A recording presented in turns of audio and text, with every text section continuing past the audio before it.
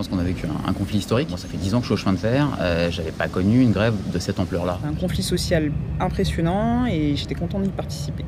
Nous avons établi un rapport de force extrêmement important. La CGT s'est beaucoup renforcée parce qu'elle a tenu un rôle premier dans cette action. Ça a été quelque chose d'assez phénoménal. Je pense qu'on a vu dans le conflit et depuis le conflit que dans l'encadrement, il y a beaucoup d'incertitudes et beaucoup de critiques par rapport au projet qui est porté en vérité par une très petite minorité de l'encadrement supérieur de l'entreprise, pour pas dire du COMEX. Quand on est en manifestation ou quand on est comme ça en grève, on se côtoie les uns les autres en intermétier et c'est agréable de voir effectivement qu'on n'est pas les seuls à galérer, qu'on n'est pas les seuls à prendre cher et que finalement on se retrouve autour d'une cause commune, à savoir le service public. On voit bien qu'on est en train de glisser sur une entreprise qui doit faire du chiffre d'affaires, de la marge opérationnelle et dont les résultats financiers sont plus importants que le reste. Moi j'ai vraiment l'impression qu'on m'a menti quand j'ai signé il y a quelques années. J'ai signé à la SNCF, quelques années plus tard je me retrouve à SNCF Mobilité. Demain où est-ce que je serai, j'en sais rien. Et puis chaque jour, nos conditions de travail se dégradent de plus en plus. Depuis quelques mois, ça s'est aggravé. Ça fait 1 an que les conditions de travail se sont bien dégradées. Même dans un contexte très hostile avec un gouvernement très autoritaire, on arrive à faire bouger les lignes.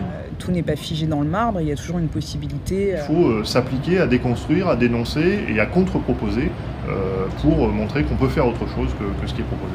Tout est encore possible, il ne faut pas perdre espoir. L'élément principal d'ensemble pour le faire, c'était d'abord de dire qu'il faut travailler sur l'organisation interne de l'entreprise, qui s'est beaucoup segmentée ces dernières années et qui va encore plus se segmenter à l'avenir avec la réforme telle qu'elle a été votée. Le deuxième élément, c'est ensuite l'objectif qui est assigné au service public. La réforme fait l'inverse, c'est-à-dire qu'elle ne fixe plus d'objectif à l'entreprise publique. C'est le marché qui arbitrera, en fonction de l'offre et de la demande, les évolutions du système.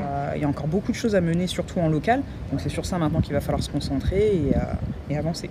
Oui, il nous semble par exemple que les mobilisations des usagers qui se battent pour défendre leur gare, défendre leur ligne, vont plutôt dans le sens de ce que nous avons proposé. Donc on continue la bataille sur Ensemble pour le faire.